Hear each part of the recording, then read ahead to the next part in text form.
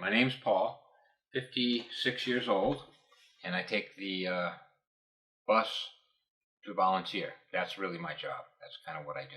I volunteer here at Matthewson Street Church, right in the center of the city, so the bus gets me down here. I do take the bus for pretty much everything, from medical appointments to coming here, any other appointment I have, visit friends and family. It generally works okay, because the lines I take have pretty frequent trips, so it works well the way it's set up right now. If they were to change the system like they're thinking, I don't think it would work nearly as well. I think the way it's centralized right now, I think works kind of well for people. What concerns me is if they break it up, it's going to be more bus transfers for people. So it potentially could be more expensive, but it'll be a lot less convenient. I remember being in a city one time, I don't remember which one, that had that kind of system, and I found it very disconcerting to use. I didn't like it at all. So I'm not looking forward to, if they want to change it like that, I'm not looking forward to it. It would really, I think it would impact me negatively in terms of taking the bus. I've talked only to a couple people. They're not too fond of it either. I mean, I haven't heard any, put it this way, I haven't heard anything good said about it, other than what the state might put out.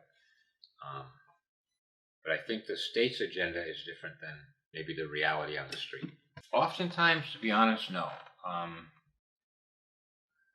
Mainly because the stops in certain areas, certain neighborhoods, are either poorly lit or just the neighborhood itself is a little on the dangerous side. I notice a big difference in the quality of the bus stops in certain neighborhoods, as opposed to, say, over by the medical facilities where they're nice and low lit and all this other kind of stuff.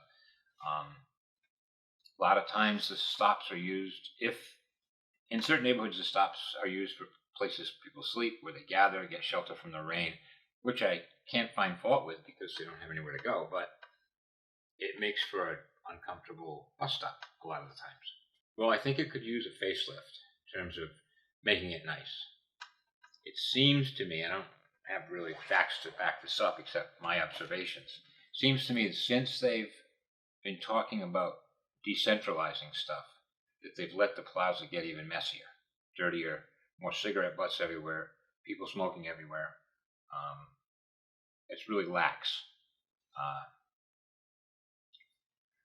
I think they want to get rid of the plaza like that because for their vision of Providence, they don't want it to look like that. They don't want certain folks down there, blah, blah, blah, blah, blah. Well, maybe they need to fix it up and it might help. Keep a fleet of modern buses, which I think they're trying to do, I'm not sure. But make a system that works for everyone, not just their vision of what they want the city to look like. You know, I mean, there's a lot of gentrification going on in neighborhoods, and I think they want, I don't know how to put it, but the system needs to be there for everybody because it's public transit.